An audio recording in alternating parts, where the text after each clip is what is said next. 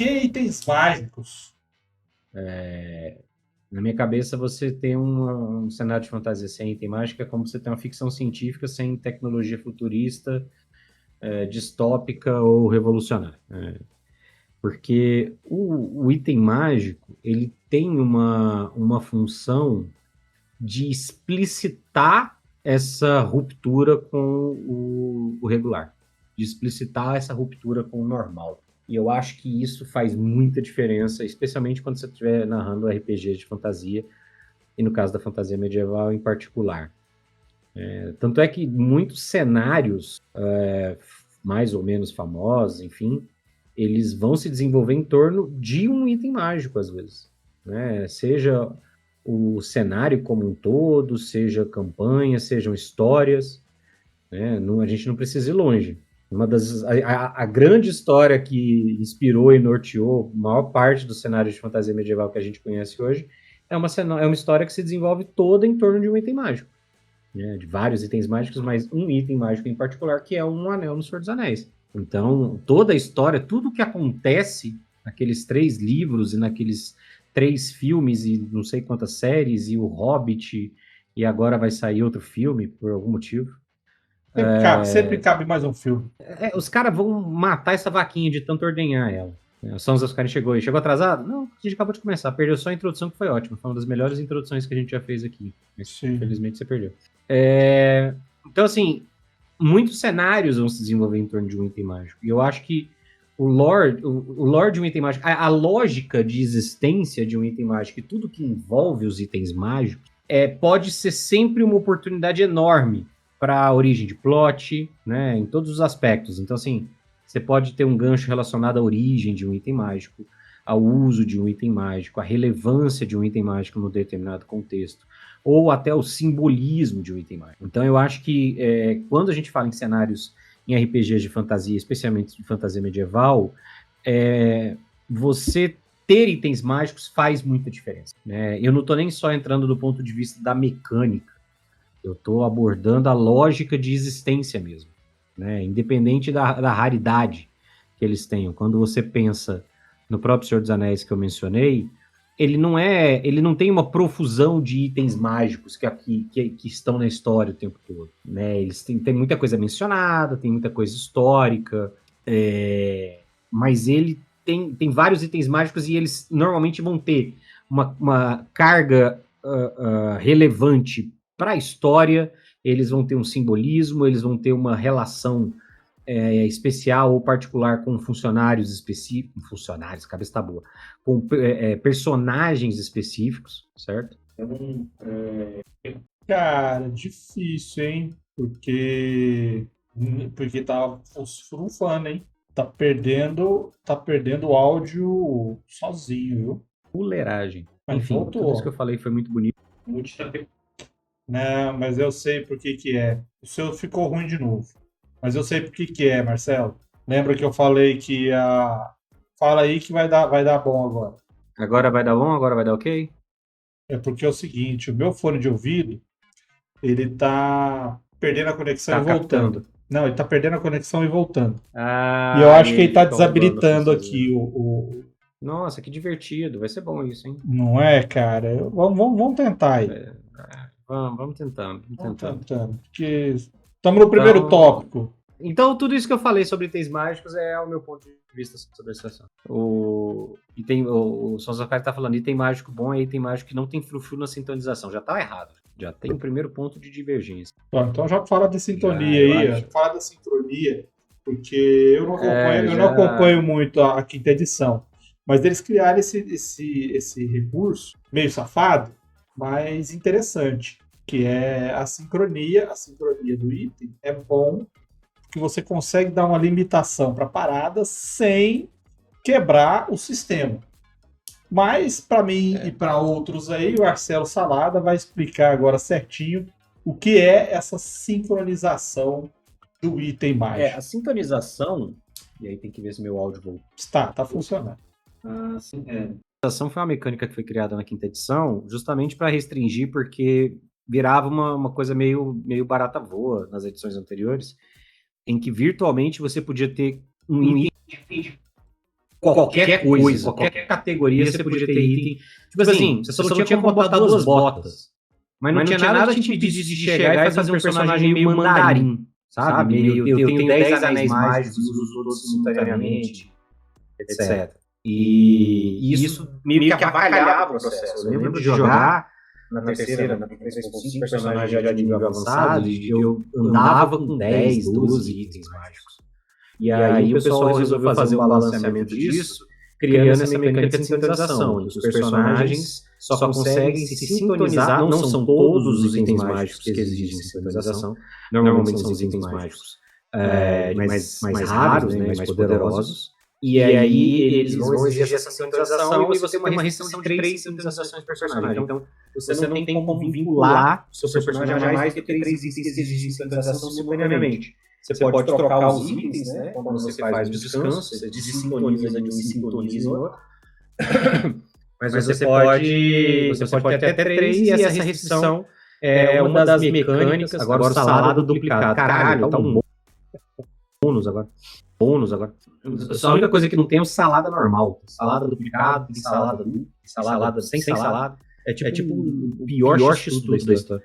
E aí eles criaram essa mecânica para facilitar, e aí se tornou inclusive uma das mecânicas de classe dos artífices, né? Que é o artífice é a classe que pode ter mais sintonizações, porque ele é um cara que está inerentemente vinculado à lógica de criação e funcionamento de itens mágicos. O artífice é basicamente um criador de itens mágicos, então ele consegue sintonizar mais itens do que o normal. Mas é basicamente isso. O que ele faz é com que cada personagem só possa estar simultaneamente sintonizado a 3 itens mágicos. Se você quiser, você tem itens mágicos que não existe sintonização, mas se você quiser sintonizar um 4º item mágico, a menos que você seja artífice e esteja num determinado nível, você tem que se desintonizar de um e sintonizar em outro, e você pode fazer isso a cada descanso. No D&D do Velho Testamento, existiam também alguns critérios para você usar itens mágicos. Por exemplo, não existia limite de quantidade de item mágico que você podia usar. Então, se você quisesse usar todos os seus equipamentos, tudo ser mágico, não tem problema. Porque existiam os itens mágicos de ativação, onde você ativa para que ele funcione, e existia os itens mágicos de pleno funcionamento, onde os bônus e efeitos deles são permanentes e o tempo inteiro. Só que o que existia, e era uma regra bacana, que é o seguinte. Primeira regra, você não usa mais do que um efeito mágico simultaneamente. Prevalece o mais forte. Então, eu tenho o cinto da força, eu tenho o chapéu da força, eu tenho a bota da força, e eu tenho uma magia que eu recebo, força do touro, só vai valer a que te der maior bônus. Elas não se acumulam, elas valem só o maior bônus dela. Outra coisa, você não bonifica o mesmo tipo de coisa mais de uma vez.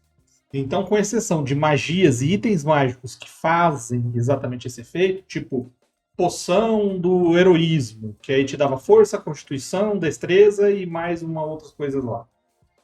Você não podia melhorar mais de um atributo ao mesmo tempo.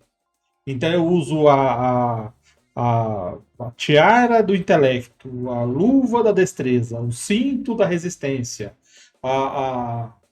os brincos amarelos da força, o solado, a palmilha magnífica da sabedoria. Não vai. Um deles vai funcionar e o restante não.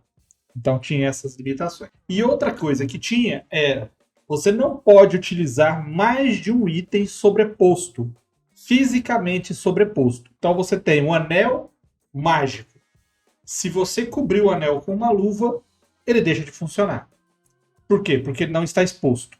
Se você tiver um anel em cada mão, funcionam os dois. Mas se você colocar um segundo anel em uma das mãos, você já anula os efeitos. Eu tenho a tiara da destreza, eu coloco o chapéu da elegância, coloco o fone de ouvido da peculiaridade magnífica, e eu ainda coloco uma boina, uma peruca da salvação. Eles se anulam, você não tem como ter esses efeitos todos simultâneos no mesmo lugar. Então você tem, na cabeça você pode usar um, no pescoço você pode usar um, você pode usar um no tronco, um em cada membro superior, um para membros inferiores, e cintura. É o que você pode. As armas, como elas sempre funcionam sozinhas, você já não tem esse problema. Porque as armas, elas são mágicas com o bônus delas. Então, as armas, elas têm o próprio bônus, não depende de você. E isso já fazia uma segurança. Só que a galera exagerava, né? Ninguém liga pra isso. O cara entra em fúria, depois o cara joga força do touro, depois o outro joga magia, não sei o que, dos heróis, e só vai acumulando bônus. Aí o cara recebia mais 52 de força e tava tudo bem. Aí o cara ia enfrentar os goblins com mais 22 de bônus nos testes. D&D é uma graça por causa disso. Pathfinder também não escapa muito disso, não. As regras, pelo menos no Pathfinder primeira edição, elas são bem precisas. Eu não sei agora nessa segunda edição, porque eu ainda não explorei o sistema. Pathfinder é uma bagunça, né? Pathfinder é uma zona. Pathfinder Mas é basicamente né? tudo que o D&D tinha de problema, eles mantiveram. Não, eu acho que das mecânicas do que tá quinta edição comparadas às anteriores, não tem nem disputa para mim, assim, a melhor, a que mais teve efeito positivo para mim foi esse balanceamento de itens mágicos com restrições e sincronização, porque ela agregou bem com a tentativa deles de simplificar tudo, inclusive reduzindo essa quantidade de bônus paralelos, bônus que viravam verdadeiros multiplicadores, etc. Eu acho que essa, para mim, a mecânica de sintonização e restrição de itens mágicos é, de longe, a melhor coisa que o quinta edição fez na comparação com a terceira. Mas não tem nem dúvida em relação a isso. Agora, uma coisa que a gente tem que falar sobre itens mágicos é que você tem muito fator além do mecânico, né? Para você levar em conta. Não sei se a gente vai avançar muito, acho que não, em outros tópicos, mas quando você pensa em termos de itens mágicos, você tem que levar em conta muita coisa de cenário, por exemplo, predominância de magia de itens mágicos, no cenário, se você está falando de um cenário low magic ou um high magic. Então, assim, se você vai narrar num cenário mais parecido com o Senhor dos Anéis, por exemplo, é um cenário meio low magic. Não tem tanto item mágico circulando, né? Talvez tenha tido em eras anteriores, mas naquele momento ali já não tem. Se você vai comparar com Eberron, que é basicamente Magitech, a coisa muda de figura. Então você vai levar em conta isso para fazer cálculo de disponibilidade, para fazer custo de criação.